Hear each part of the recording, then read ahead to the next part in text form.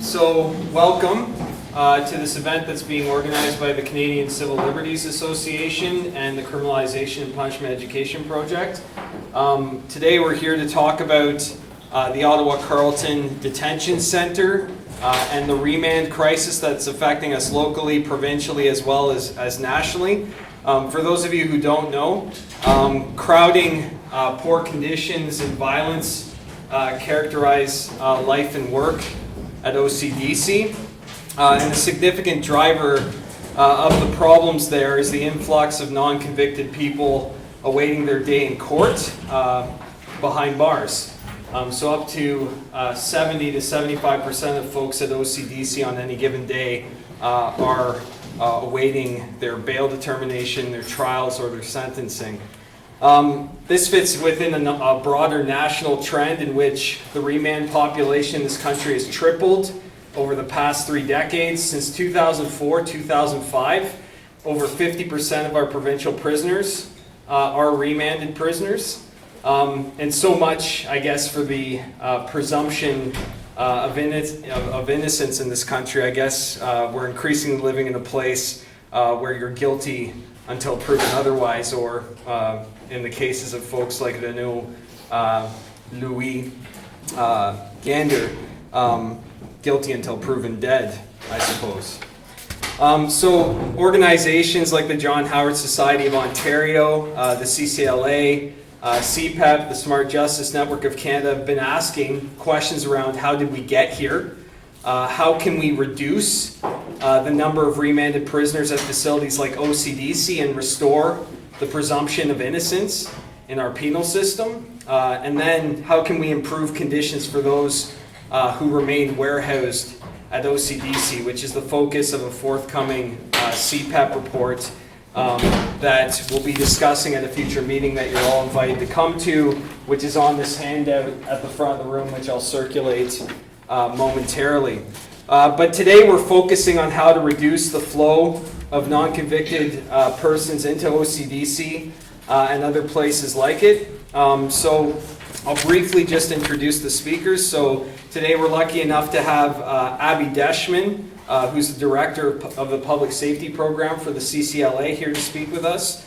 She's the co-author of Set Up to Fail, Bail in the Revolving Door of Pre-Trial Detention.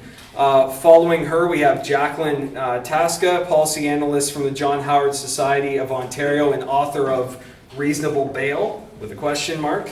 And then we have discussants, including Marie-Ève Sylvestre, who's a vice dean here in civil law at the University of Ottawa, Catherine Latimer, who's the executive director from the John Howard Society of Canada, and Alex Scantlebury, who is CEO of EBM Pro Writing and a former OCDC prisoner. So I'm not going to take any more of your time other than to say the presenters are being given about 15 minutes each to speak, and the discussants about 5 to 10 minutes. I have a very, very strict and sophisticated time system in place, and I will cut people off.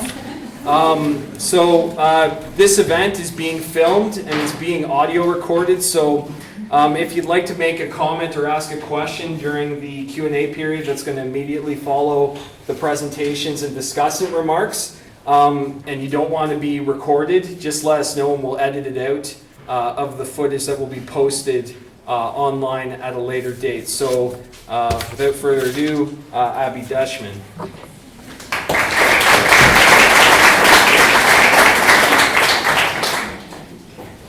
Thanks very much, and thanks so much for coming out tonight and joining us to discuss this. And thank you to all those who did a great job helping organize and put this all together. This was like the easiest CCLA event I have ever done because I did practically nothing except show up here. So it's fantastic. So this is the cover of our report that we released in July. I thought today in my 15 minutes I'd go through just a few of the background. Justin's done a great job, but also some of our findings from our report, why we think the bail system is implicated in this very concerning trend of increasingly imprisoning people before they're found guilty rather than afterwards, and then what we think we can do about it. So over 25,000 people are imprisoned in provincial and territorial jails on any given day across Canada, and over half of them are legally innocent. So they're waiting for their trial, waiting for a determination of their bail. It's not always looked like this. So the top line, the black line up here, is provincial incarceration. And that goes from 1980 to 2013. That's, it's increasing a bit, but it's more or less stable. What the blue line is, that's incarceration rate pre-trial. That has gone way up over the past 5 years. That's the 300% increase. And actually, incarceration of sentenced prisoners has gone down over the same amount of time. These are rates and not pure numbers. So if I had the pure numbers of prisoners up here, you'd see an even more dramatic increase because this is indexed to population. One thing that's not causing this is crime. So we know that our crime rate is the lowest since 1969 in 2013, and our violent crime rate has also decreased in a long-term trend. It's the lowest since 1985. So this is not a response to more serious people ending up before our bail courts, before our police, and before our justice system. That's not what's going on. Just to emphasize this, if you look at the statistics about why people are brought to bail court, 20% of those people are facing administration of justice charges. So that's the most serious charge they're facing. These are not in and of themselves necessarily crimes outside of court orders that are imposed. So administration of justice charges can be things like violating a curfew, not showing up to an appointment with your bail supervisor, stepping into an area of the city that you were prohibited from going into. So these are things that normally would not be criminal offenses but become criminalized because courts order people to stop doing these things. 45% of them are facing other nonviolent charges, so primarily property, mischief, drug, and traffic offenses. So together, that's about 2/3 of the people who are appearing before our bail courts. The last 35% are allegations of violence, but this does include common assault and uttering threats. The lawyers or law students in the room will know that these are extremely broad categories of offenses. I've just taken the stats can terms of what is a violent offense, but a common assault can include a very, very, very wide range of conduct. And often these are very minor assaults that are appearing before our bail courts. So one more piece on the context. So who is in remand? Because it is not this room, actually. It is not an average representation of the population. In 2011-12, 25% of admissions to remand were Aboriginal persons. That's 4% of our population, and that's 1/4 of the people who are admitted into remand detention. 1 in every 3 women admitted to remand are Aboriginal women, so it's even a greater disproportionate amount for Aboriginal women. There's a study of Toronto courts that found that after controlling for legal factors, seriousness of the case, charges people were facing, black offenders were more, or black accused persons were more likely to be denied bail than people of other racial backgrounds. And Jacqueline will talk about her stats about individuals under Ontario bail programs, but just know that mental health, addictions, and homelessness are incredibly prevalent within this population. So, the title of our report is Setting People Up to Fail. We talk about a revolving door. We talk about how the bail system itself is helping to contribute to pretrial incarceration. How has this worked? So I have 4 sort of categories that we can think about how the bail system itself is helping to propel pretrial incarceration, and how it's prejudicing the people that are most vulnerable in our society. So the first is about getting to the bail decision itself. What's happening when people are first detained and waiting for a bail decision? The second is the bail decision. So what does that look like? What are our bail courts actually doing? How are they releasing people? Flows right into the types of conditions that are commonly imposed, and then the consequences of violating those conditions. So if we'll start at the first one, getting to the bail decision. So on any given day in bail court, you are taken in by the police, you are arrested, you are detained in police holding cells, and then you are brought maybe you're transferred to OCDC, but eventually you're going to be brought before bail court. The most common thing in Ontario for you to happen with your case on that first appearance is a remand. So you're going to be sent back to the detention center to wait for your case to be heard another day. Ontario, actually, so we studied 5 jurisdictions across Canada. Ontario was the only jurisdiction we saw where people were sent back to jail just because the court ran out of time to hear their case. They were all ready to go. They had their lawyers there. They had their sureties there. 4:30 hit. The court said, well, we have 15 more people on the docket. We know they're ready to go, but we're closing down, so go back to prison. We'll hear your case another day. So people are being sent back to jail just because the courts are overloaded. So people can spend days, weeks, months, even years in pretrial detention. The median stay in pretrial detention in Ontario is 7 days. But if you are denied bail, then you are waiting for a trial. That easily gets into months or years. So it's an enormous range.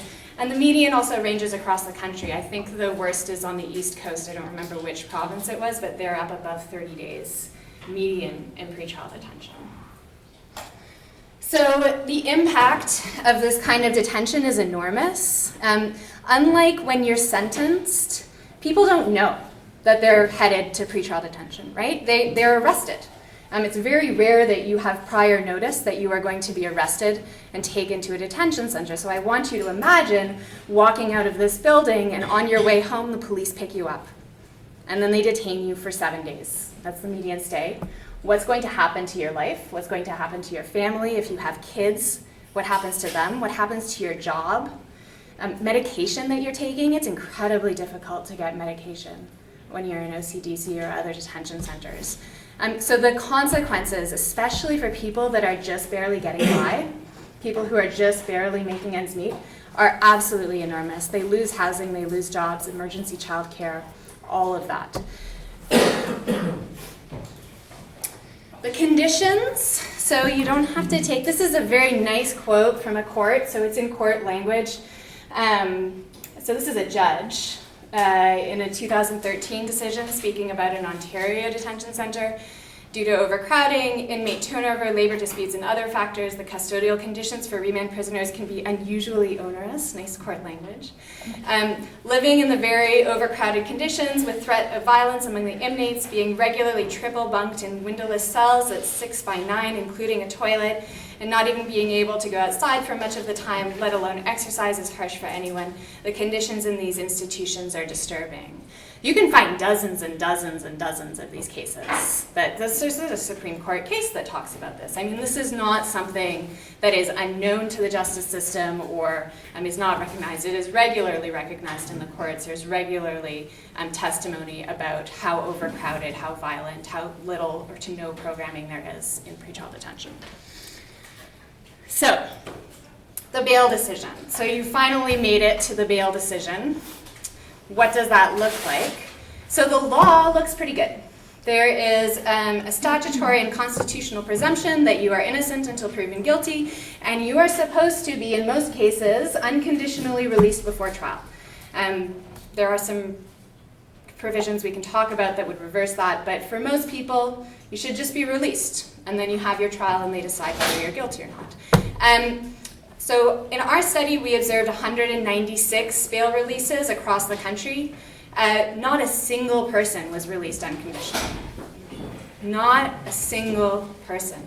I mean, this to me is absolutely shocking. What is this? What are our courts doing? If this is the legal presumption in the majority of cases, and there's not a single person out of nearly 200 cases that we saw that actually followed this presumption.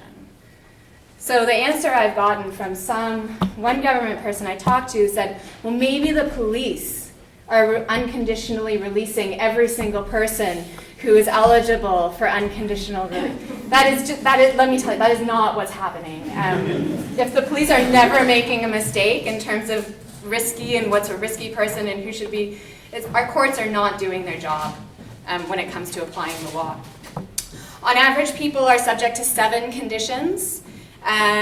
We observed a high of 34, and I know that when I talk to people about a client, for instance, they're in the Yukon, the bail supervisors there would talk about their clients with FASD, fetal alcohol spectrum disorder, and say we're imposing, dozens of conditions on clients that can barely understand what the legal process is, much less follow all these conditions.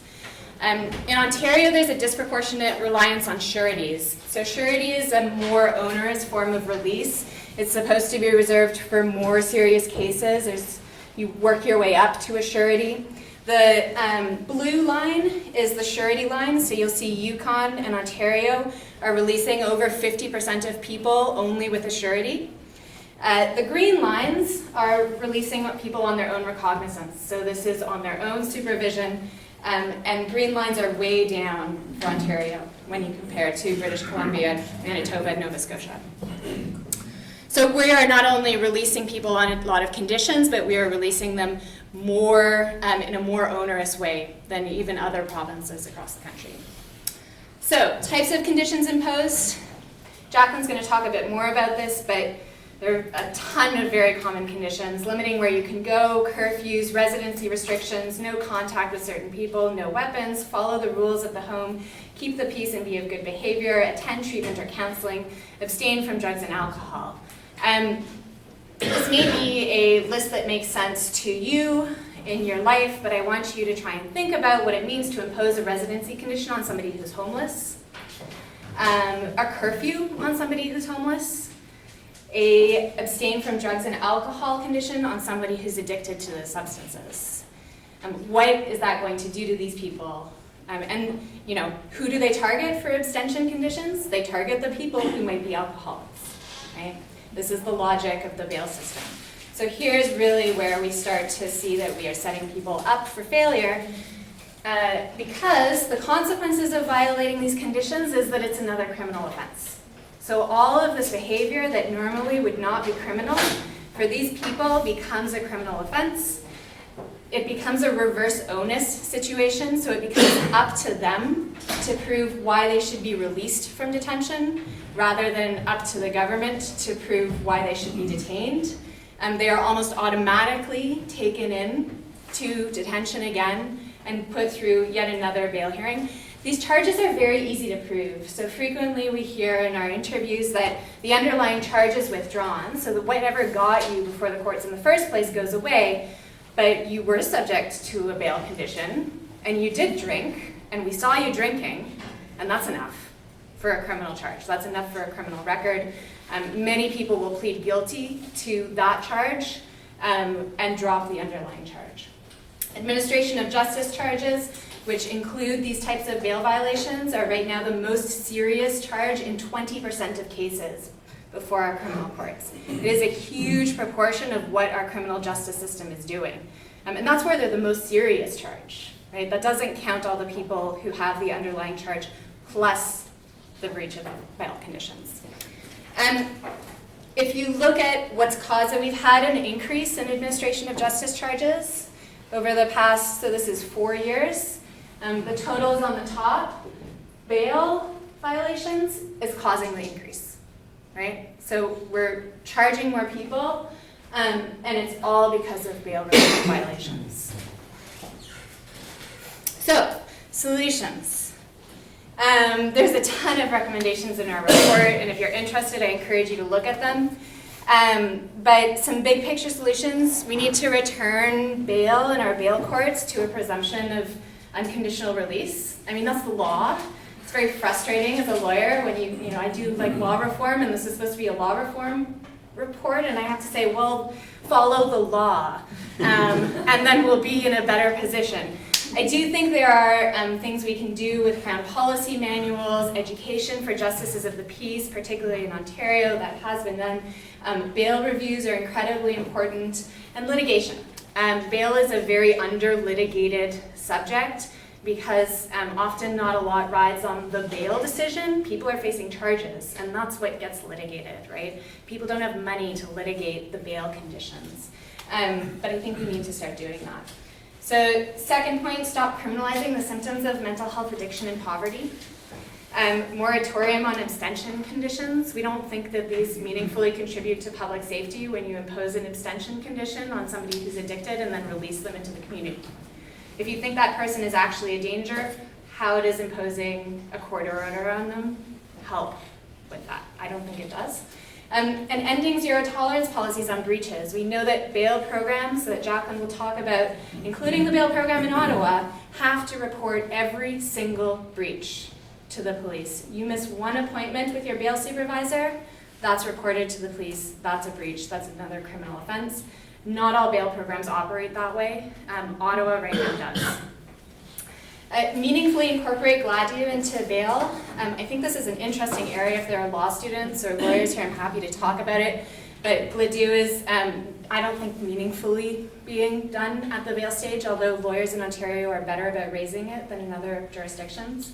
But I think it would mean taking into account what is a prior record for an Aboriginal person actually mean when you look at systemic discrimination and over-policing. What does a record of breaches actually mean when you look at systemic discrimination and over-policing in those communities? If you live on a reserve, you don't own property.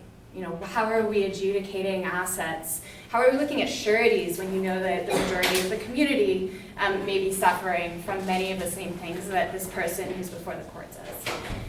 We think we should reveal reverse onus provisions in the criminal code, and then remote communities are facing particular challenges. I'm happy to take questions about that. And policing is also part of this picture that is understudied, but desperately needs attention. So, oh yeah, it's the end of my slides. How did I do? Stop? Just a minute over. So yes. Thank you to Abby for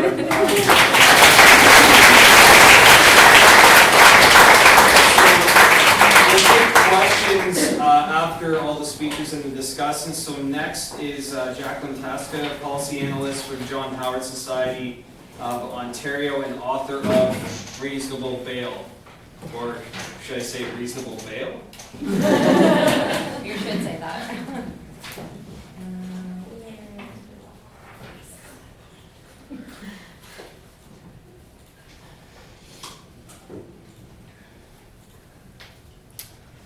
Okay. So happy to follow Abby because she does so much of the context piece, so it makes my job really easy. And I'm going to focus a bit more on one component of our research study of reasonable bail. So,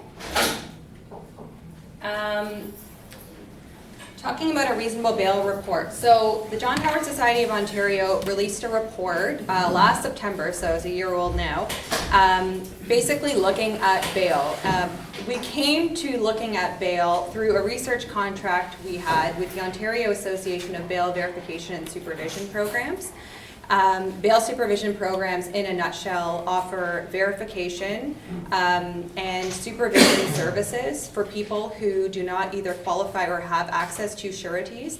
They might be able to get a supervision option in the community, which is run by community agencies like the John Howard Society and the Fry Society, so that they can access bail and not be detained pre-trial. So they contracted with us to do a research project on the bail programs in Ontario. It was a year-long project with multiple stages. So part of that project involved us going to 3 different bail programs across the province and collecting a ton of data on the people who are being supervised by bail programs. So we looked at their bail orders, we looked at their demographic data, we looked at a whole bunch of statistics on these people who were under bail supervision in the province, and we found some really interesting things, and so we thought, well, we should put this into a report and contextualize it and couch it in the literature, the Canadian literature.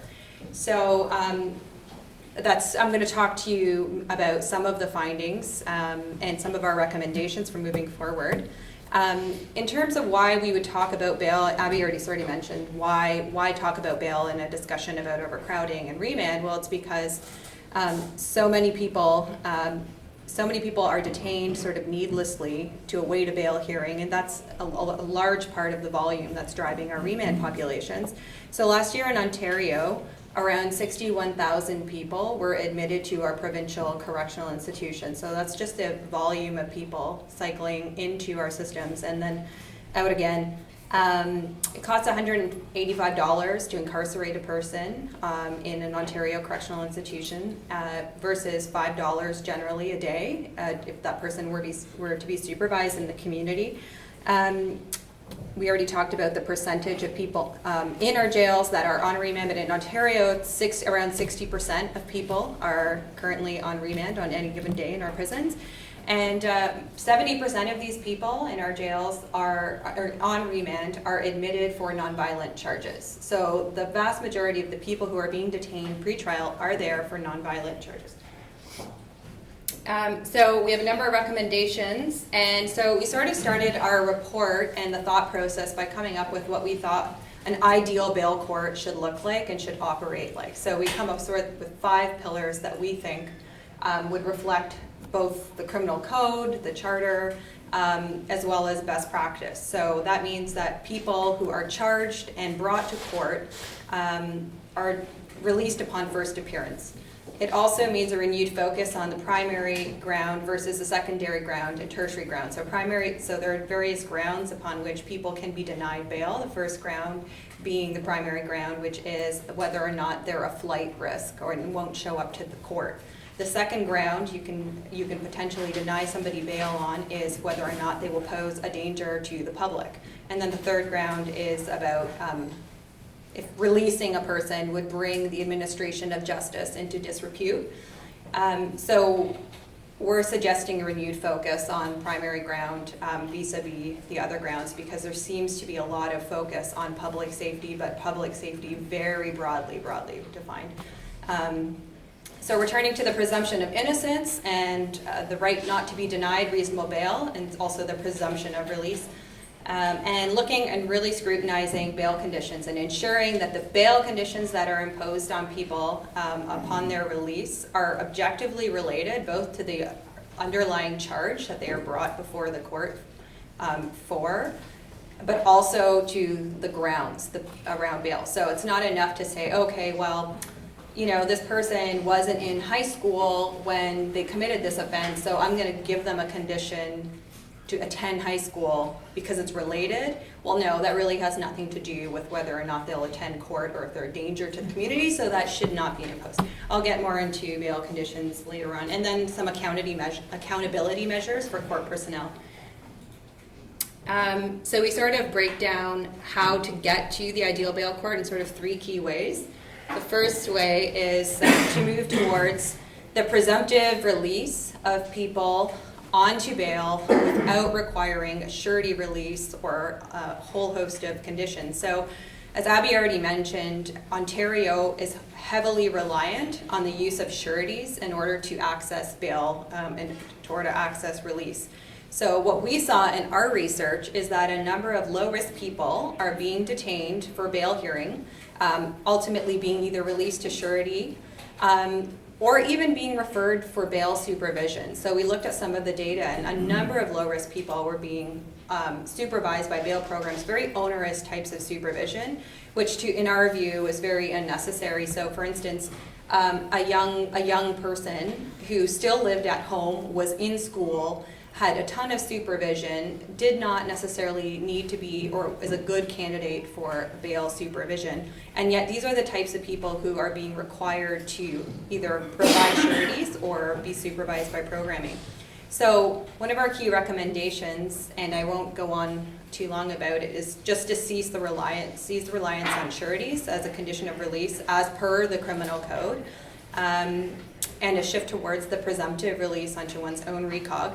The piece about bail supervision, we recommend that bail supervision programs should really be reserved for people who face probable detention after the true presumption of release has been applied. So it's not, in our perspective, enough that a person has a bail supervision program available to them, so since it's there, why not use it? No, these programs should be reserved as true alternatives to incarceration. So we're looking at people who, after going through that ladder of release, you determine, okay, this is a person who could potentially have some primary grounds issues, we're concerned about them, and they need that supervision piece, not people who, just because the option's there, we're going to use that option.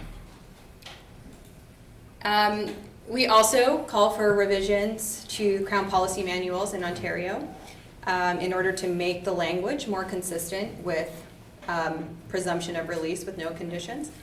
And we also call for the repeal of certain reverse onus provisions. So focusing on bail conditions, how am I doing for time? Not doing my job. Okay. Sorry. You've got 7 minutes. Okay, great. So this is good because this is what I want to focus on anyway. Okay, so like I said, we went to several different bail verification and supervision sites in Ontario, and we took sort of painstaking, detailed notes on all of the information of a bunch of clients. And so what we found when we looked at bail supervision clients' court orders or bail orders this was sort of the breakdown of the most common types of conditions imposed on bail supervision clients. So the most common being no contact orders. That was really, really common, as well as no-go zones. So what we mean by no-go zone is the person's not allowed to enter either a certain neighborhood or a certain chain of stores, that sort of thing. We collapse that into one category. But you'll also see that abstain from alcohol, abstain from drugs are really quite common conditions imposed on people. Here's a couple of examples of types of conditions that we saw that we thought, wow, a lot of them are either ambiguous, nebulous, logically not connected to the underlying charge. We're really geared towards the improvement of the individual and not had anything to do with ensuring their attendance in court or protecting the safety of the public. Like for instance, enroll in high school and attend full time. So this is a condition on a young person's bail order. So if they don't do that, that is a criminal offense. So in our view, these types of bail conditions, while they might be well-intentioned, and most often they come from a place of being well-intentioned, like seeking detox, what it ends up doing is it sets people up, as Abby said, to fail, and it invites breach, especially so we've seen instances where people they have the condition to seek drug treatment, perhaps where no treatment even exists in their community. And so, I mean, these are impossible situations. These people are marginalized, and we can talk about the profile of the cases to demonstrate this. So 70% of the bail clients' information that we looked at indicated they self-reported that they have substance use issues, and that's either alcohol or drug issues. 30% have concurrent issues, so mental health and addiction.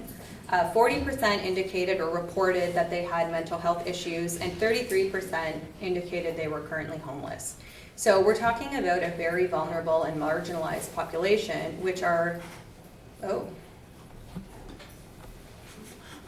just disappeared. Is it shutting down? You can keep going. Okay.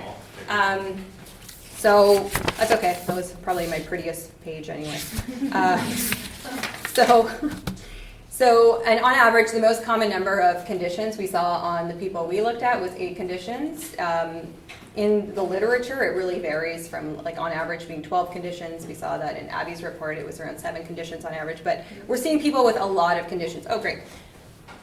Thanks. So one thing that really alarmed us when we were looking and teasing apart this data was that 80% of people who reported having current substance use issues were given an abstention condition related to their addiction or substance issue. So somebody has self-reports, I have an alcohol problem. They are given a no alcohol condition.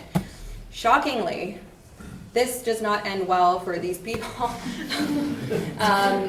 So people who breach have higher rates of current alcohol use as well as marginally higher rates of drug use. So these are, again, people in the program that we looked at.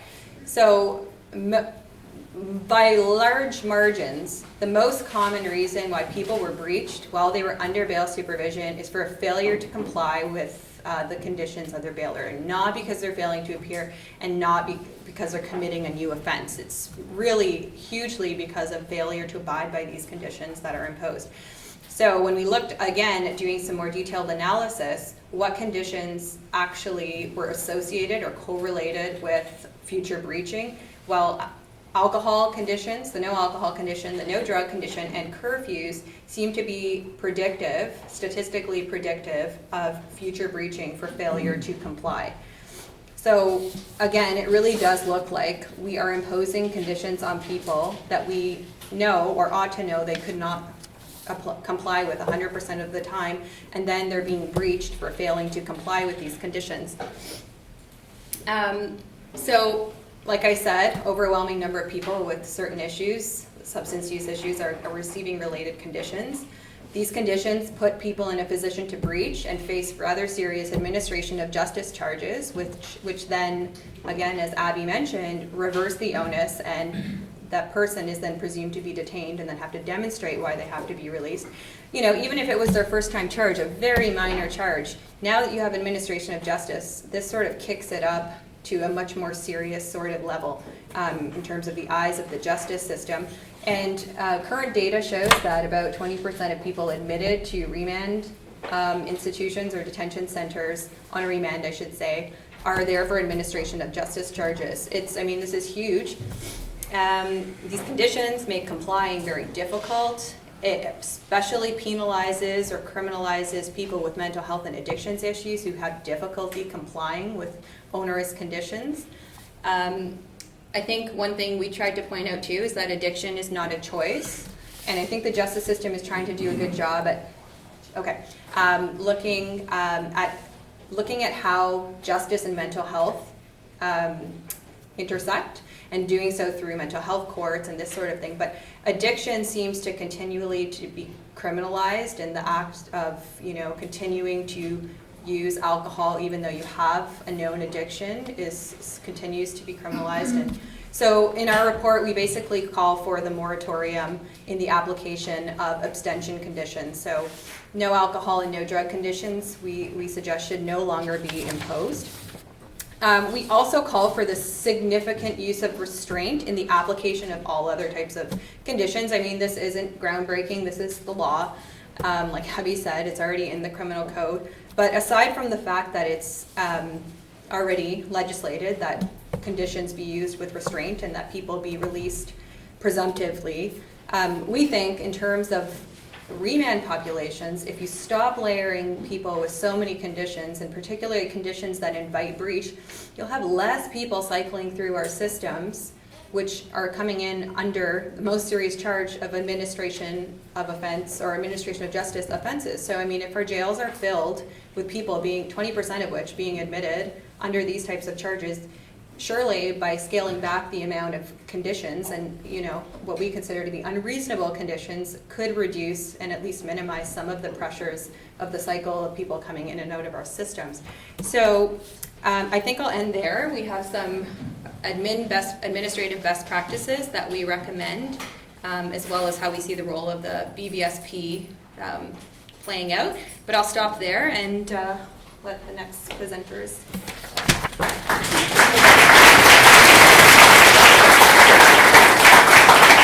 So we'll just take a minute if folks who came in would want to take a seat. We'll just take a second. If anyone wants to get up and stretch out, we can do that too. No one feels like stretching out, okay?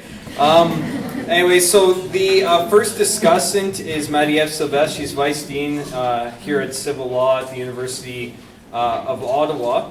And basically what the discussants are going to be doing is just talking about what they think would be really, really key changes that we could make to reduce the flow of remanded prisoners. Right now at this time we have a tremendous opportunity for change at OCDC and remand populations within the region. Madeleine Mayad has been appointed as Attorney General. Yasser Naqvi has been appointed as Minister of Community and Correctional Services. They're both local MPs here. We have probably some good opportunities for collaboration, and if collaboration is not a window, we can do other things to put pressure and light a fire under their asses, because this is important, and your presence here shows that it's important and that you care and that we should be doing something about this. So without further ado, Marie-Ève Sylvestre.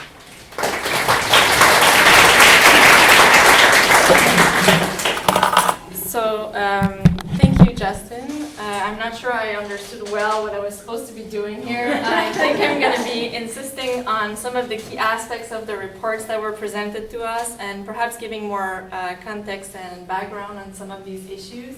but hopefully leave you with some comments on how we can change things and stuff.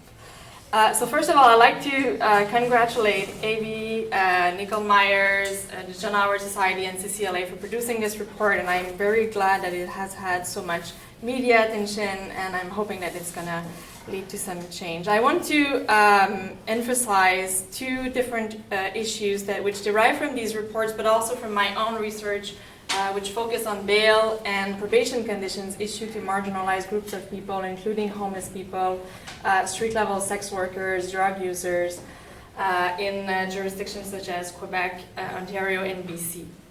So first of all, the specific role of conditions of release, and in particular conditions of geographical and spatial dimensions and their connections with the growing remand population.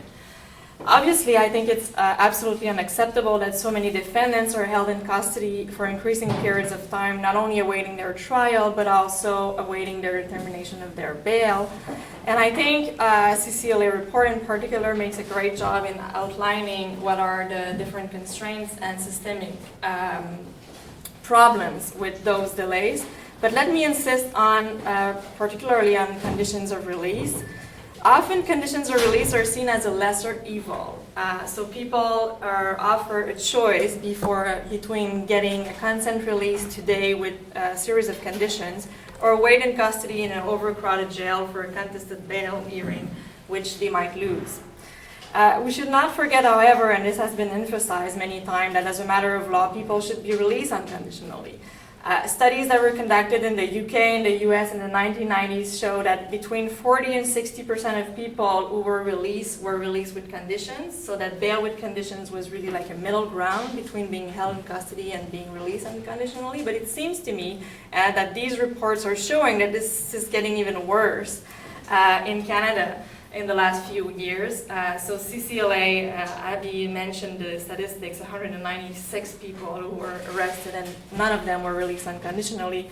This is very much consistent with the work that I've been doing and what I've seen in trial courts in Quebec, Ontario, and BC.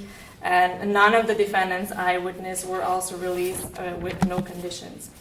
But of course, it's not only that judges and prosecutors are not following the criminal code, not to mention the Charter of Rights and Freedom. It's most importantly that these conditions are obviously burdensome and that they lead to multiple breaches. So in their reports, the John Howard Society emphasized many of these conditions, including the abstinence clauses and the substance abuse treatment clauses. But let me say a few words about two different types of problematic conditions. So first, the condition to keep the peace and to be of good behavior. This is not a mandatory condition. Obviously, there's no mandatory condition for bail, but it certainly feels like this is a mandatory condition because it's systematically imposed in any bail release. The problem is not that this condition is only extremely vague, but also that having to keep the peace and being of good behavior you're prohibited from committing any violation of law, whether that law is federal, provincial, or municipal. Because any violation of law will amount to a breach of conditions. So this is obviously extremely problematic given the high rate of tickets that are being issued to poor, marginalized, or minority group of people who occupy public spaces, including homeless people, drug users, but also people who gather in parks and certain places of town for lack of private spaces sometimes, and who tend to be more represented among minority and ethnic groups. So each time a police officer issues a ticket for loitering, panhandling, consumption of alcohol in public, or being found in a park overnight, he or she will also check the person's record, and if they happen to have a bail condition to keep the peace, then that's a breach. So we should see, and at least I see, the connection between this particular bail condition and the policing of disorder in public spaces in Canadian cities. So that's one type of condition. The second type of condition is geographical or spatial restrictions. These conditions include red zones, no-go orders, prohibiting people from being within the limit of a determined perimeters, curfews, which also limit your mobility because you can be in public spaces at certain times and you have to be back to the place of residence, and also no contact order, which will limit the spaces where you can go and be found with the person you're supposed to avoid. These conditions are increasingly common, and in the context of our own research, we gathered data, for instance, in Vancouver, and we showed that in the bail orders where there were geographical conditions, they were more likely to be breached than any other types of conditions. This to me shows what I call a lack of spatial or geographical consciousness by legal actors. There's obviously no map in the courtroom, and even if there is, it absolutely does nothing. But it seems to me that legal actors are unaware of what it really means in real life to be under these conditions. So for instance, to have a curfew may mean that you can't just leave the town because you won't be back on time. It may mean that you will need to travel by car if you can afford it, or just avoid bus routes to cross downtown if you're banned from downtown. For a marginalized group of people, it also means that you won't have access to shelters, food banks, HIV clinics, drug treatment centers, and so on and so on. So, and then of course there are multiple breaches because some people resist the conditions or can't help but breaching, but also because it becomes nearly impossible to comply. And I think the report shows how important breaches are. But let me also emphasize two aspects of breaches, if I can. 3 minutes, okay. So first, conditions and breaches have in many cases become a management strategy for a marginalized group of people. It's a strategy of social control to be considered again in the context of disorder policing. You put someone on a program, you ask that person to show up every week to the police station, you keep that person under control. You don't even need to find that person committing an offense, you just have to find a person in the wrong place at the wrong time, and then rearrest and back to court and remand. But second, breaches are so numerous because the conditions are so unrealistic that the system itself is participating in creating what they call chronic offenders, right? So it's not uncommon now in Canada to see what they call chronic offenders with very minor initial offenses, such as a mischief, assault, or even minor offenses such as prostitution-related offenses or nuisance, and have accumulated over 25 or plus charges for just violation of bail conditions. So, and of course, the more you breach, the more you stay in remand center. I had a last point. I have perhaps a minute, right? Two? Okay. My second and last point is I wanted to emphasize the feeling that in Canada, it seems to me that the process itself has become the punishment, and there's a shrinking space for rights. In the 1970s, Malcolm Feely wrote a book called The Process is the Punishment, in which he argued that the time, the effort, the money, and the opportunities that were lost in the court system sort of put pressure on people to plead guilty. And I think this is pretty much what's happening here with bail.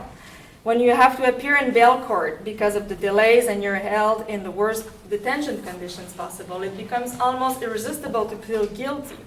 And it doesn't take a long time to figure out that if you're guilty, in many cases you get out, and if you're innocent, you gotta stay in.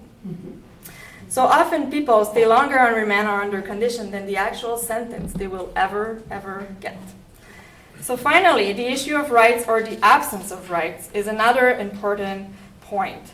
And it's not because defendants do not have rights. They have presumption of innocence, rights to reasonable bail, freedom of expression, equality, liberty, and so on. But there are very little rights-based challenges. And that's not for no reasons. There's very limited legal space to raise those arguments. The harsh reality of remand makes it difficult to negotiate and do it. And there's less consideration given at sentencing also for time passed in remand. But that's changing, because there's some resistance not only among defendants but also among legal actors. So there's hope, and I'll end on that. It seems to me that as part of my work, I've been working with legal actors, judges, prosecutors, and defense attorneys a lot. And it seems to me that they are not aware of the big picture and of the consequences of their individual decisions on defendants and the system as a whole. In the last 2 years only, I've been invited to give talks and training to judges from various levels, from the municipal courts to courts of appeal, and they were always very shocked by the findings at the systemic level. So there are different ways to raise awareness for legal actors, academic research, training judges, litigation, reports like these, and of course activism, and I think tonight is about that too. But I think, and of course I'm a lawyer, I think we should not give up on the legal actors and on the justice system, and not underestimate the impact of these reports. Thank you.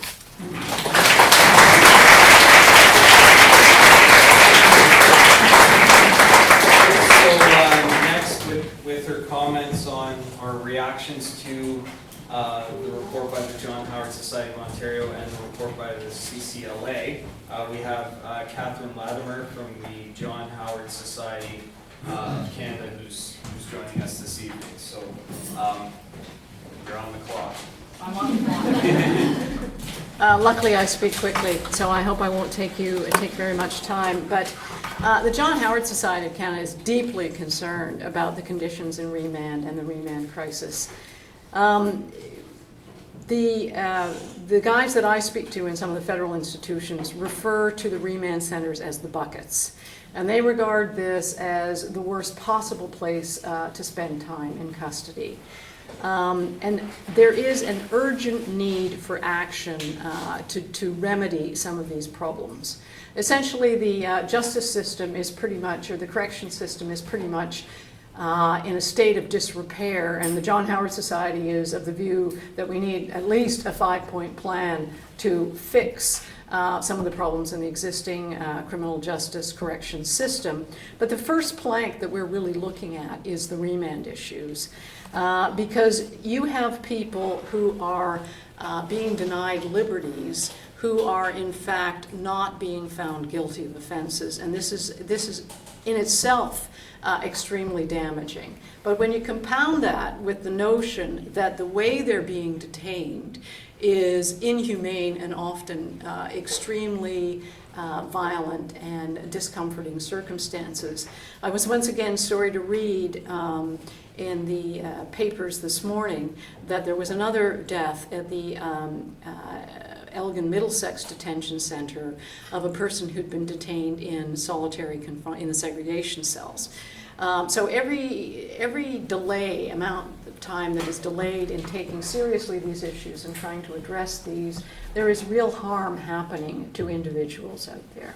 So in my view, the first thing we really need to look at is to make sure that the conditions in which people are detained are humane, and that I think we have a real opportunity to improve those conditions in the buckets. I think that the reports that we have heard about today go a long way to pointing to some of the measures that could be taken to reduce those that are needlessly detained in pretrial detention. It is one area of law that is not applied. I have spoken to many professors of criminal law, and they have again been amazed when they actually attend remand courts how at odds the criminal code provisions are with the practice of what happens in those courts. So I think that there are lots of things that could be done to improve the chances that people would be released on their own recognizance, which, as Abby points out, is the presumption that's in the criminal code now. I also think that there are things that we can do immediately, which include increasing the number of bail alternative programs that we have. John Howard societies offer a number of bail alternative programs, and they could certainly be expanded to cover off physical jurisdictions where there is no access to bail programs now.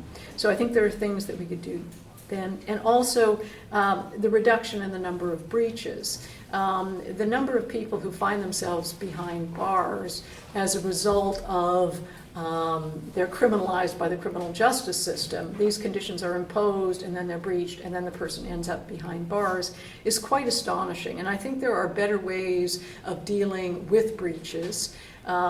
First, making sure that, as Jacqueline said, that the conditions are indeed relevant to the second round, which is trying to keep the peace and ensuring that there are no further convictions, and ensuring that the person shows up at trial. I think there are a lot of ways of ensuring attendance at trial that don't need to try and reform or conform their behavior before they're actually found guilty of a particular offense.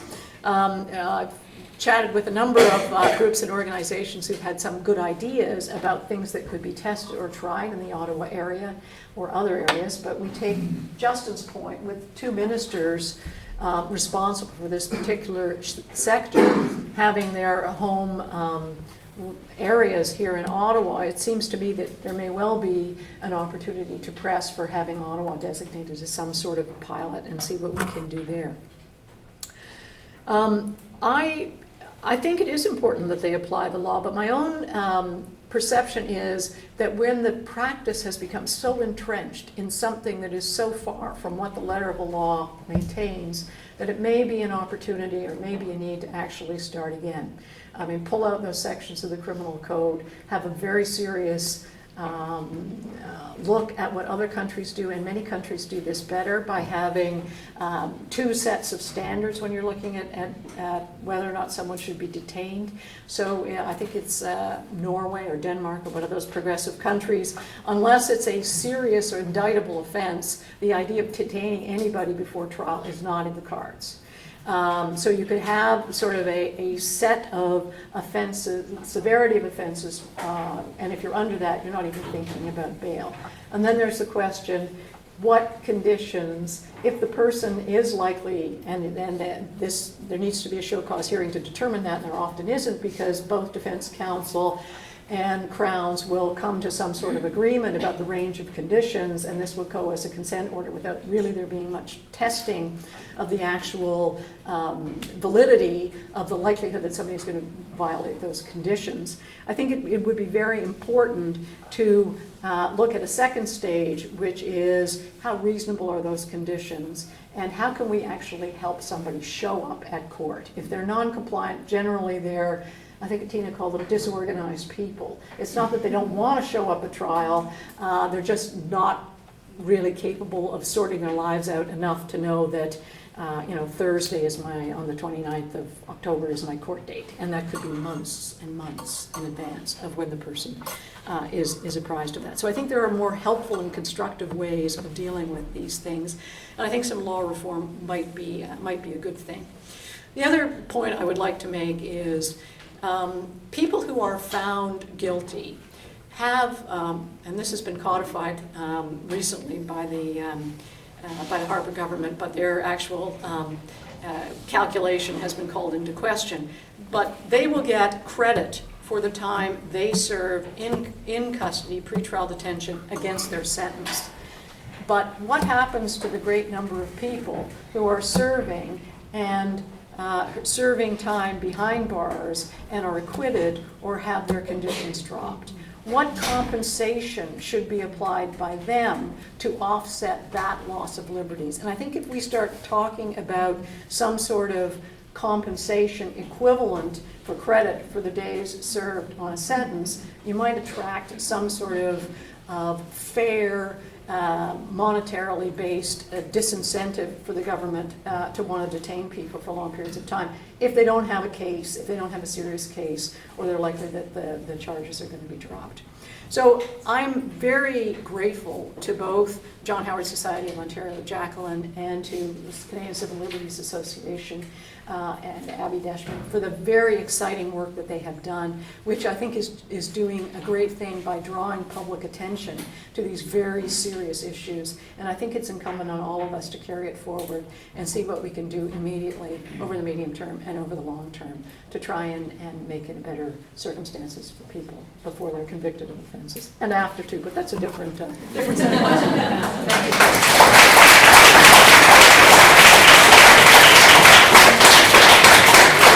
So our last discussant before the Q&A is Alex Scantlebury, CEO of EDM Pro Writing, and he's a former OCDC prisoner who's going to share his reaction to this phenomenon.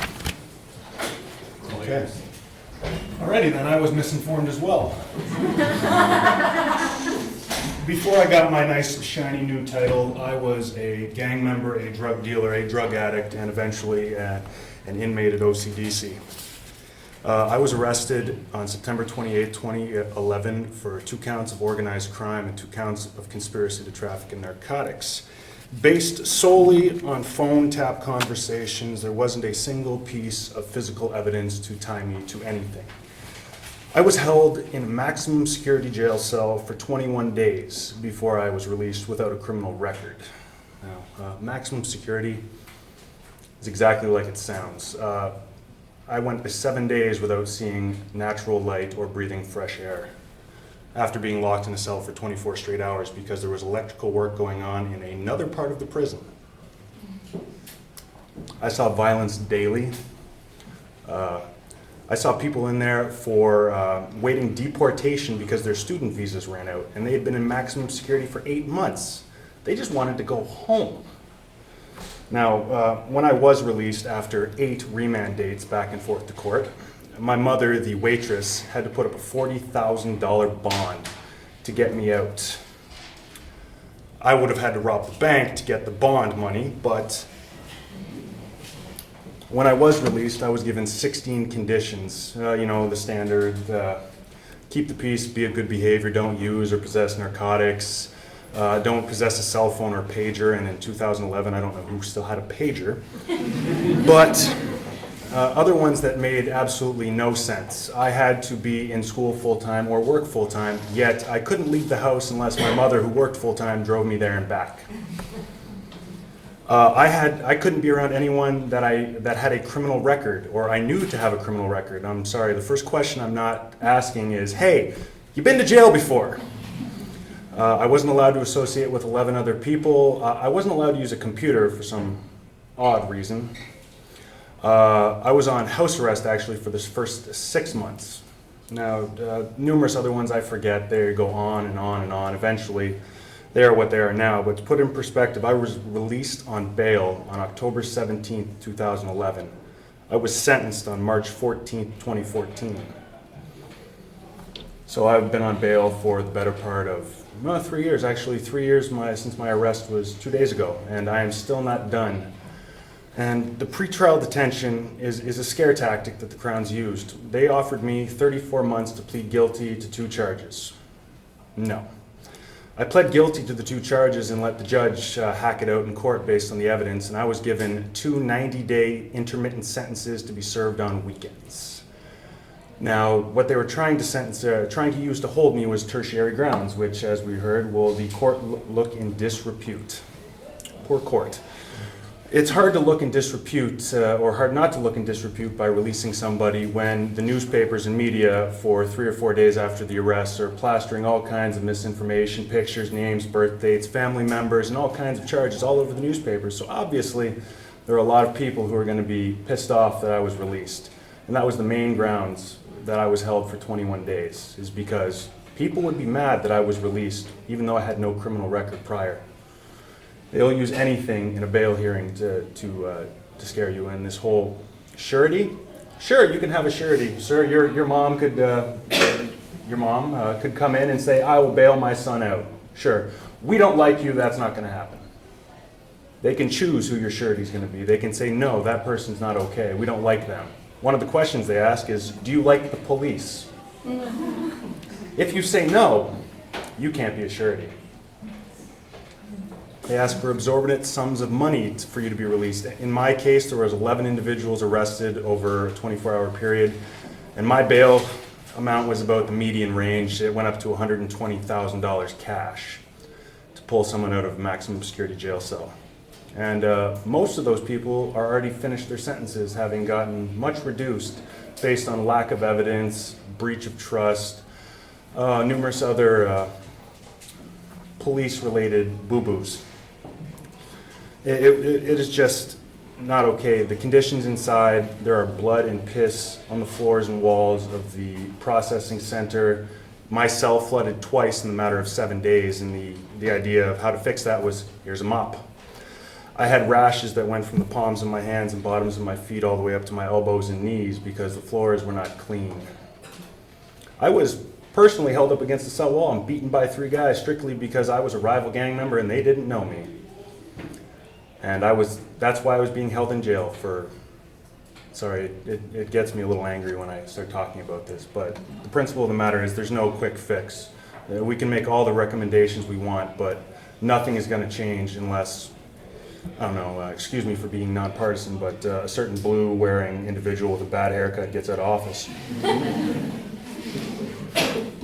Excuse me for that. But nothing's going to change unless we make it. We can make all the recommendations, we can try and have all the committees, we can talk to all the ministers. They're not going to do anything about it.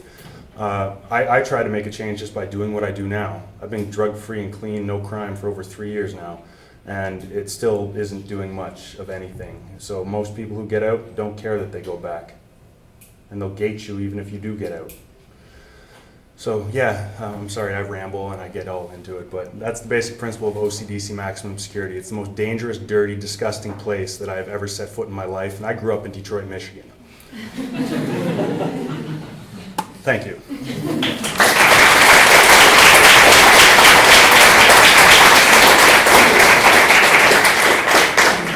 Okay, so we have some broader trends that have been put out there, some lived experience put on the table, and some recommendations for change. So if the speakers and the discussants can be available to answer Q&A as we start around the room, does anyone want to begin with a question or a comment? And hopefully we can be as brief and concise as possible. Yeah, go ahead. I was wondering about the bail stats, high court. What are the stats compared to just low court going to high court after your 30 days? You go to high court for a bail hearing. What are the bail and also on the reverse onus, show cause? What are the stats on that? Did you look at that? I don't know. So we don't have data, but we have perception. So by high court, you mean that's presided over by judges versus justices of the peace. Yeah. So we don't have good measures of different qualities. So for people who may not know, justices of the peace who are not necessarily legally trained, they can be appointed and preside over the vast majority of bail hearings in Ontario. Other provinces don't do that. Other provinces still use judges for most of their bail hearings, but most matters in Ontario are heard by justices of the peace. So the perception is that justices of the peace, some of them do not know the law, defer to the legal interpretation of the Crown, who has been to law school, and are not actually applying the law. So in our report, we talk about that. Even that perception is incredibly problematic for the justice system, for the adjudicator to be perceived by the participants as not actually knowing the law. And we do know that bail courts are not following the law. So we know that there are problems in bail courts.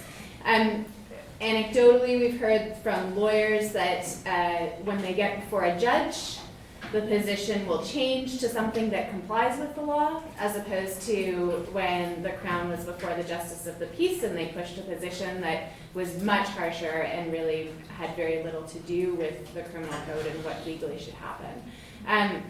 So that's what we hear from primarily the Defense Counsel, but we don't have data on the quality. Just my own experience going before high court after waiting my 30-day review for my 30-day review and so on.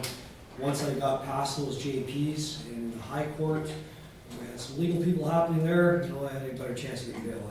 Yeah, and I mean that matches what we've heard from Defense Counsel as well. Often Defense Counsel will agree to any condition. Basically, their client wants out of detention right now. And so they're not in a position to actually meaningfully adjudicate whether this condition should be applied or whether this is reasonable. They'll agree to it, get past the Justice of the Peace, and then bring a bail review before a judge. And then actually adjudicate whether this should be imposed. There are legal restrictions on when you can do that, and not everybody can afford a bail review. So there are huge problems in access to justice with that, but yeah. Just one quick question with that too. What about when we look at fly-in reservations where judges are flown out there and crowds are flown out there, and the Capo police, as far as, they don't even want us to be there, just plead guilty, you're better off, and we'll we'll move on happily. So there are enormous problems with fly-in communities. So if you are arrested in a fly-in community, there is no local detention facility besides the police cells. So you hear terrible things about the conditions that people are detained in when they're first held in police cells, and then you will be almost immediately transported to your local detention center, which is a plane flight away. And so you are immediately removed from your community, and if your family has to show up in court to testify, they have to come up with the money for the flight to make it to court. And not only do they have to come up with the money, but if the court can't get to your case that day, they have to figure out a way to stay in town and pay for a hotel until the court decides that they're going to hear that case. So I've definitely heard of clients, individuals who their family got the money together, the multiple hundreds of dollars to get the flight. Court couldn't hear them for a week, and they had to go back to their community, and then they're not getting out. So Aboriginal clients that plead guilty because they're facing enormous stays in pretrial detention just to get to the bail hearing, very, very common. Question in the back? Well, I have two questions. I think you've already answered one. This issue of it, it's quite ironic that some of this expansion of bail terms seems to be coming as a result of Crown's actually agreeing to a release, as opposed to seeking detention. And I guess, one thing I was wondering, sentencing judges, if they're going to accept a joint submission, are supposed to look at the case and sort of evaluate the justice of the joint submission. They actually often don't do a very good job of that either. But I was sort of wondering whether JPs ever did that, and did you ever see a case where a JP actually said, these conditions are not reasonable, and I'm not going to make this order? Because it's ultimately their order. They have the sort of thing. And the other question was, if a defense lawyer says, and presumably with the consent of the accused, these conditions are unreasonable, I'm going to refuse to accept, and we're going to go ahead with a bail hearing. What are the results of those bail hearings? When defense lawyers decide to fight them, do they end up with more reasonable conditions, or do the JPs tend to just either detain the person or replicate what the Crown asked for in the first place? So there are cases where JPs have refused to impose conditions even on consent applications.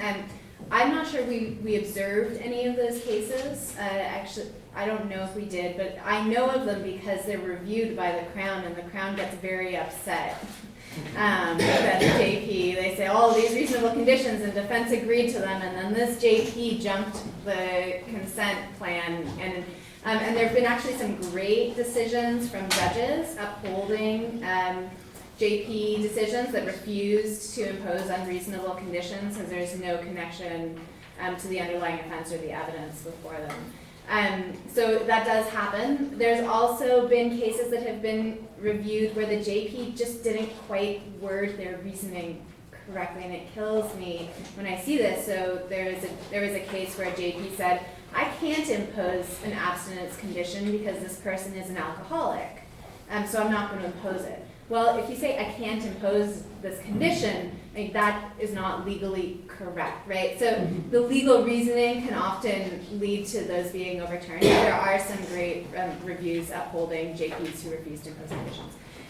The second question, defense counsel fighting, refusing the conditions. So first of all, defense counsel are in a difficult position because their clients want out today, and if you wait for a bail hearing, your client's not getting out today. So a lot of defense counsel say, well, and it's up in the air. It's an uncertain outcome, and it'll depend on the JP in a lot of ways that you happen to draw. So I don't think we know for sure, what the outcome is or whether there's a better outcome, because I think actually this is happening so much by practice that a lot of it will depend on the draw of the JP you get. But what I do know, and definitely heard multiple times in our interviews, is defense counsel will say, if I don't agree to one particular position, the Crown will say, well, then we are seeking full-on detention. We will not adjudicate one condition. Our position when we come to that bail hearing will not be, these are the conditions we think are reasonable, let's discuss this one curfew. Their position will be, this person needs to be detained.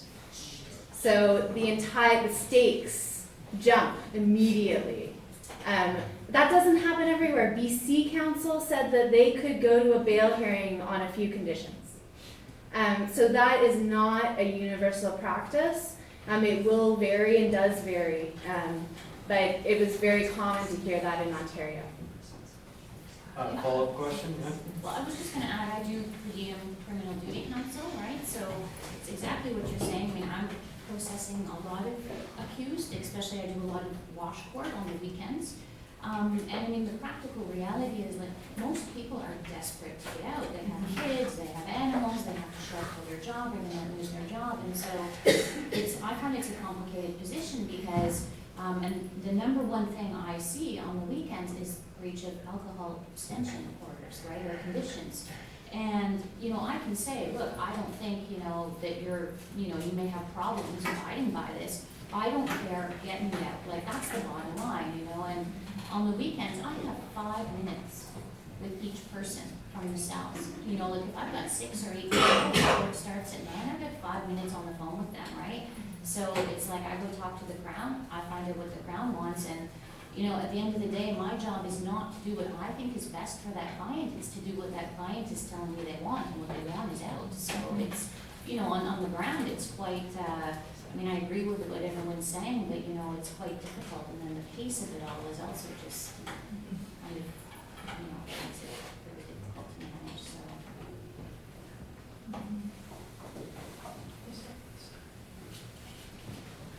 Yeah. Of course, all of this, and I think that was really good and really interesting, but all of this is going to hinge not only on the legal actors, but also there's a whole other piece, which is the police. And we need to be investing that terrain and looking at how they do their job or don't do their job in a way that actually exacerbates it at the other end, right? So I think it begs for some kind of research to be done on that level. Yeah, there's been extremely little research on policing of bail. We know that police have bail supervision units that proactively supervise bail and will knock on people's doors at 3 a.m. for curfew checks. And in small communities know exactly where people are going to be hanging out and violating their bail conditions, and know exactly who is out on a condition. So policing plays an enormous role in determining who gets picked back up. If you're out on the street, you are much more likely to be visible to the police. If you're in a small community, you are much more likely to be picked up by the police. But that is not something that's been studied, in part because it's not, I mean, our study was based on open court observations. And policing is based on cooperation and access to police data. So it is a harder, but yes, I absolutely agree with you, and that's why it's on my slide as the missing component. And the other part of policing we don't know about is police-imposed conditions. So police have the power to impose conditions upon arrest, and the idea of that was to stream people out of the detention centers and the bail system, but I know, I have heard from officers that they've given up, at least one police force gave up training its officers about what legal conditions were and weren't, and trained their CPEP data entry people about what a legal condition was, so that when they entered the conditions into CPEP, they wouldn't enter illegal conditions, so the police wouldn't know that this person was on. So that is the level, police conditions is a whole other set, an enormous problem, often very coercive as well. The police will say, if you agree to these conditions, you can get out now. If you don't agree, I'm gonna hold you overnight and you're gonna appear in bail court tomorrow. That we often hear from people. The other thing too I would add is that a lot of police are just deferring the decision of release entirely to court. So the police aren't using the power of release that they are entitled to in terms of making that decision. So what's happening is that all these decisions are being deferred later and later down the process while people are languishing in detention centers. So there's that piece as well. They're just not, a lot of them are deferring that decision. I see a lot of the policing. I do my court mandated volunteer hours at a homeless shelter downtown, and I see how they do the policing. They walk up and down the sidewalk asking for ID, and let me tell you, most of them don't have clothes, let alone ID. So the minute they don't have ID, they get checked right away, and oh, there's a breach, there's a breach. I see 10 or 12 of them get breached every day on every weekend, and then they're back the following week and they're breached again. They come up and down there, they just sit there. Can I just make one Claire and then Danny, more comment? It was about, I forget what the reference was about mental health courts, but I don't know in what context you brought it up, but or if it was you, if it was you. But mental health courts are also very problematic in terms of their nature and the way they can compel people to do things. So, okay.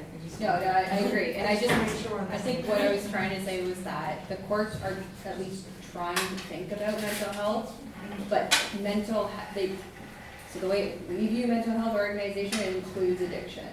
But it seems like in the criminal justice system, addiction is still separated from mental health and is not recognized as a health or treated as a health issue per se. So that was sort of the point I was just trying to make. Just wondering, have you guys looked at, sometimes a person is arrested or often sit in the police station for several days before you can get to a bail hearing, for interrogation. Does that even count towards the 7 days, or is it? No, so that wouldn't. So the 7 days is average stay in the remand center itself. It does not count however long you might have spent in the police So you've been cells. sitting there for several days, maybe a week possibly, before you can get to see anybody for a bail hearing. That shouldn't happen. I know of 3 days. If you get busted on a Friday night, you're not seeing a judge until Monday morning. So in the criminal code, you have to appear before a justice within 24 hours. That appearance can often be by phone, especially if you're in remote communities. I have questions about how meaningful that is and what actually happens at that appearance for a lot of people, but that should be the outer limit for at least some check-in with the judicial actor. The reason why I bring that up because, I've known that happen to me and others, when we sat in police stations for 3-4 days before we got to bail hearing because of interrogation. It's not even lawful to do that, but they do. Go in front of the bail hearing, going for your bail hearing, the JP says, JP, you're shot down for bail. And, as mentioned before, with a criminal lawyer, it is a desperate situation. People just want to get the hell out of there, right? They have families, they have jobs, and so on. And I just think that, for me, the way I see that bail system is not a practical one. I mean, it's just a rush deal, right? We don't even get a chance to even look at the facts of things, and because of the time frame and so on and all this, right? So often because of that, JPs are often, strong, forced into this situation where they go, okay, public safety is best, I don't really know much, forget it, no bail. That's usually what happens. My experience anyways. Yeah, in the back. I think I'm understanding it right when you say the situation is bad now. It's got progressively worse in the last 3 or 4 decades.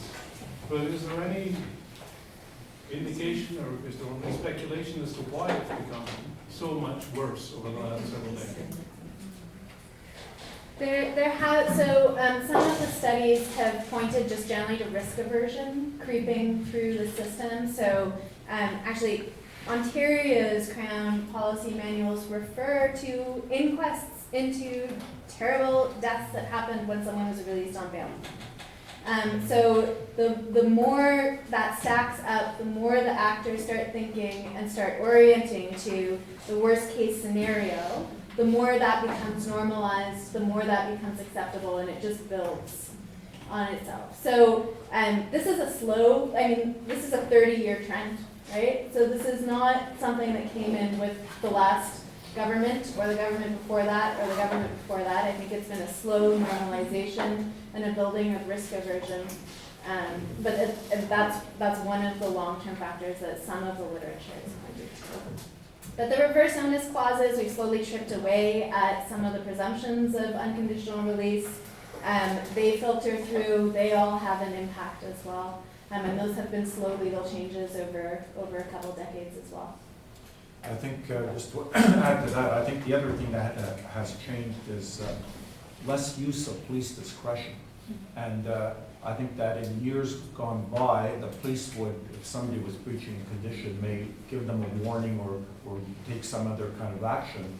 But now the police are also very risk adverse, and they'll be afraid of criticism and consequences if they don't lay a charge and bring the person in. I think that has changed quite a bit. Another question that I had is that, as you may know, at least 3 of the provinces in Canada have a charge approval system, whereby the prosecutor has to approve the charge. It's in BC and Quebec and New Brunswick. And I'm wondering whether you looked at whether or not that has any impact on bail, the fact that the charges have had to be approved by the prosecutor before they can be laid, and whether there's been any difference with those provinces. I would have hoped that it would have an impact. When you compare charge rates of failure to comply between BC and Ontario, and BC is one of the provinces that has pre-approval, they're pretty similar. So BC is a little bit below Ontario in terms of failure to comply charge rates, not much. They have a pretty good, compared to other standards, they have a pretty robust Crown policy manual about when to charge people with failure to comply and public interest and et cetera, et cetera, et cetera. But I don't know anybody who's actually specifically looked at it. All I know is failure to comply charge rates kind of the same in both jurisdictions. Yeah, question there, then just Haven right there. It's more just a comment that I think we can see a trend towards that risk aversion in all stages of the system. That it's not just the pre-phase, it's not just with policing, but it's with sentencing and courts, and it's with parole. It's like a cover your ass model, that it's easier to keep someone in and risk that something horrific happens in a very rare event that might happen, and then it goes in the newspapers. And I think you can see it through each stage of the system that it is easier to not let someone out and not have that on you and not use your judgment in that regard. And I expect it's going to continue on that vein unless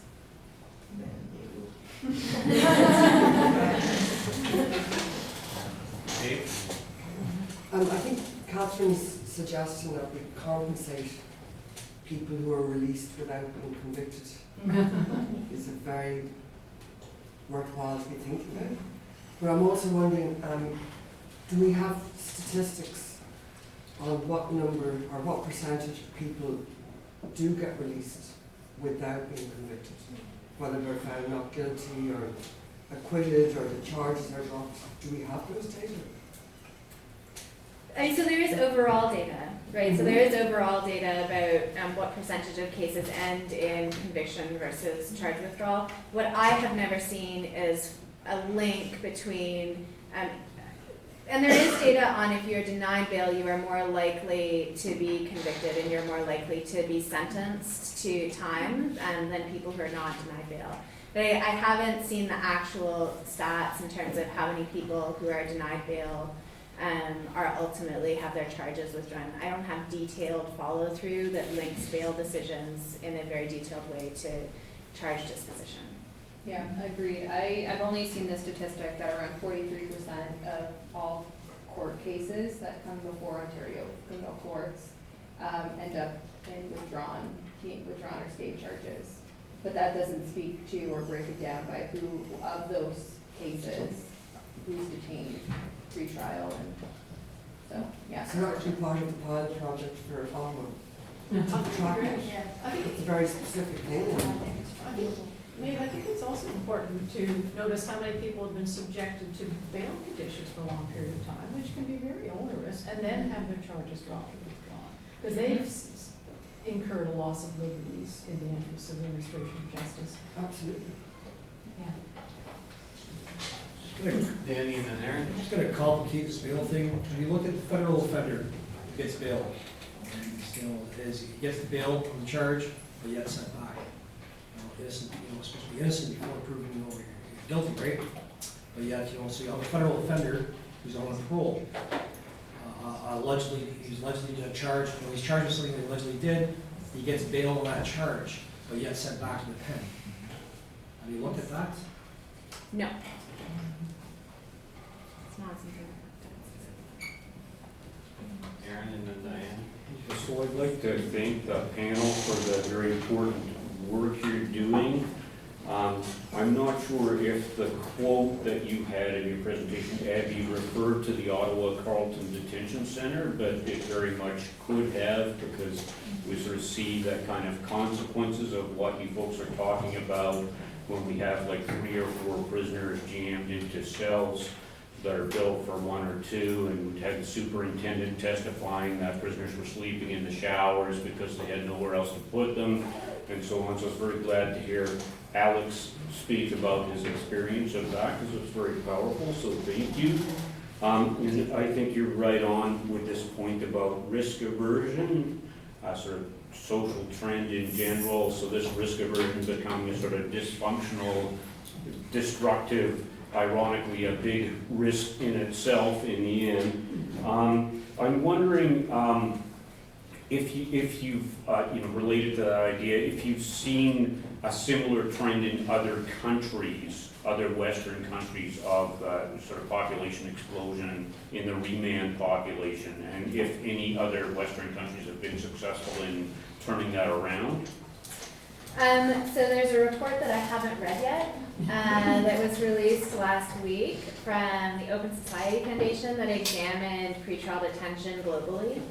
And I assume points out concerning trends in pretrial detention globally. So I'm not going to pretend to know very well, but I know there is a report on it, and it's probably not good. In terms of risk aversion in other countries, I really don't know. I wouldn't be surprised because it just sort of, it is the mode of thinking, and it is, I know, very prevalent in many, many, many areas. And decarcerating, specifically bail populations, I don't know anybody who's successfully done it yet. I know it's different in different countries. So the United States, the push in the United States right now in terms of trying to realign their pretrial detention population. The United States is like so off the map in terms of imprisonment that you have to take this with a huge grain of salt. But they're actually pushing for the empirical risk tests to be used at the bail stage. So like entrenching risk assessment tests at the, but that is because they are so far off the map in terms of what a logical risk assessment might possibly look like. But like that is what the American Civil Liberties Union is actually supporting down there. So some of the international comparators are not great. And I think when we look at international comparisons, that's one of the things, especially when we look to the States, about what they're trying to do and how they're trying to rationalize their justice system, that we need to be wary of looking at. So, another question with that? Or, yeah, go ahead. You showed a graph actually earlier that suggested that there were provincial comparators too, like even in Canada, that I think it was Manitoba that had relatively a much higher rate of non-unconditional releases. Ontario seems to be very different from some of the other jurisdictions. I'm wondering, maybe this is beyond the scope of what you're doing, but has anybody ever looked at that? Like, are there different policies in the Crown's offices and those other, or different, or at the provincial level, different policies being handed down by the Attorney General? Like, what might explain? What's driving that? So I think we're the first ones to actually compare bail releases across jurisdictions. And so there are limits to what we did. I mean, so we observed 2 courts for a week each in each of these jurisdictions. So take it with a grain of salt if there was a really certain judge sitting that week, and I actually know there was a certain judge sitting in the Winnipeg court that week. The releases are going to look really different. But what it points out to me, and this is was reflected in my conversations with council and government, is there are dramatic differences across the country in how bail is being processed. BC does not use sureties in the same way that Ontario uses sureties, and when I presented to the government, this was very surprising to them, that they were so drastically over-reliant on sureties compared to other jurisdictions. So no, we haven't looked at underlying drivers or causes, because literally I don't think anybody studied this. But I think a lot of it is practice. I mean, we did speak to one council that had practiced in 2 jurisdictions and said, well, it's just done differently here.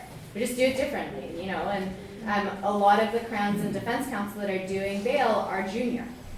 And do not have a lot of experience and are not going to be the ones that are going to go out on a limb and say, I'm going to risk my reputation as a first-year call Crown and release this person. I'm going to follow what I see being done last week and the week before and the week before that, which is demand every single condition. If you don't see the other Crowns doing that, you're not going to be doing that. And same with Defense Counsel, actually, when it's agreeing to conditions and how you try and negotiate that. It's very practice-driven, I think.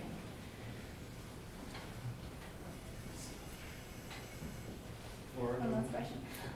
What could you suggest that people, just community members, suggest, what can we do to try to put pressure on policymakers, on the government, to kind of actually look at these not just look at these recommendations, but incorporate them into the level of decision making? So this is an awesome start. I think there's an enormous amount of education that has to happen about who is actually behind bars in Canada.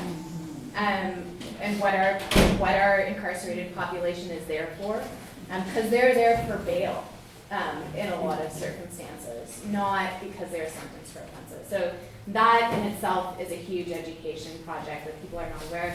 And then when I do press releases on this, I talk about money. And I talk about the cost and the enormous financial burden of supporting the pre-trial incarceration system, much less the penal system in general. And the government knows. So the Drummond report that looked at Ontario's finances said that Ontario cannot balance its budget by 2017-18 unless it addresses the remand population. I mean, it is just, it is not something that they can financially keep doing. And when we look at jurisdictions that have successfully really addressed prison populations, it's been money. So like all those jurisdictions in the United States that have gotten rid of their mandatory minimums and tried to decarcerate, that's budget driven. And Alberta, when they slashed the budgets, they actually slashed their prison population. So as much as I'm motivated by justice and injustice, I think this is hard for politicians to do except on a cost basis, and you have to bring that to the table when you're looking at the politics of this issue.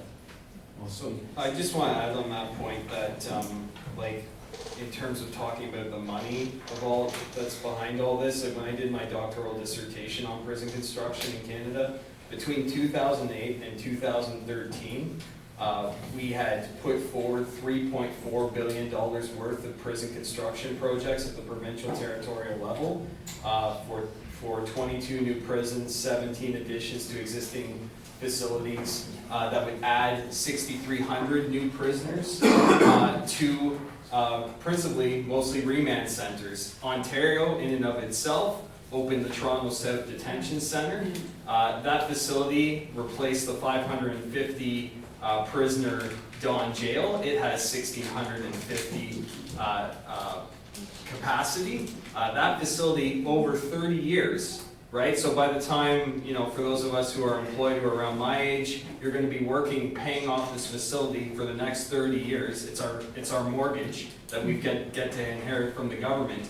$1.1 billion over 30 years to finance, build, and maintain this facility. That doesn't include operations, right? So the costs are even much more higher. They just opened a remand center in Windsor, Ontario. There's another $300 million in change. And then, you know, Edmonton, they built this giant, largest remand center of its kind, not through a P3 contract, so that one's a little cheaper, $600 million in change. to contrast that to the federal government that's doing a punishment agenda that talks about throwing more people behind bars, they've only spent $601 million on building 2,700 new prisoner beds, and it's only going to be adding actually 1,700 because they've closed KP and they've closed LeClaire. You know, that's, the provinces are, you know, not doing as much talk as the federal government, but they're swinging the biggest friggin' axe out there. And it's for people who are largely not convicted. So something to keep in mind for your argument toolbox when you're talking to Madeleine Mayad or Yassir Naqvi. They're spending a ton of money on this stuff. They're the ones that are spending more on prison building than the Harper government is. So just something to think about. So if we're all exhausted at this point in terms of conversation, we have a lot of follow-up that needs to be done. There is an ongoing OCDC campaign that CPEP is actively involved in. Just this month, for instance, on October 22nd, we're scheduling a OCDC report feedback meeting. We've heard from a lot of former prisoners about the conditions at OCDC, compiling their remarks for change in a report. So we're going to be having a meeting about that, which you're all welcome to attend. And so if you're interested in that kind of thing, pick up this flyer. You'll have our email address and our website, Facebook page to be able to hook up with us. We have tons of events. Next Thursday we have a screening of Doc Zone's State of Incarceration, was premiering at 9 p.m. next Thursday. At that meeting, we're going to share with you basically our schedule of our laundry list of things that we want to do as a group this year. We want to follow up, for instance, on the Ashley Smith death and inquest recommendations, which CFC has done nothing about, other than a pilot project that they have announced but not put in place, which, I mean, still amounts to nothing. So we're going to do something about that, which includes protesting again in front of CSC's national headquarters. DPAN is here, DPAN Bulakati. We're doing a fundraiser, supporting a fundraiser that he's doing for his ongoing legal efforts. He was born in Canada, and they're trying to deport him. So if you're interested in learning more about that, check out Justice for DPAN, his website, Google that. October 28th, a fundraiser. We're going to be doing all kinds of things in the lead up to the federal election. We're screening Till the Cows Come Home about the closure of the prison farms. We're going to have a Circles of Support and Accountability event, wrongful convictions event, an event on the impacts that all this is having on the families of prisoners and criminalized people. So we have a lot of work to do, a lot of change that needs to happen, and hopefully you guys will be on board. And if we can help you guys out in any way, please let us know. Abby? And just say, I have 3 little handouts at the front that have all of the stats I presented, findings of the report. The cost stuff is in here, so if you want to bone up on your arguments as you talk to others, come pick these up. Thank you. Thanks, everyone.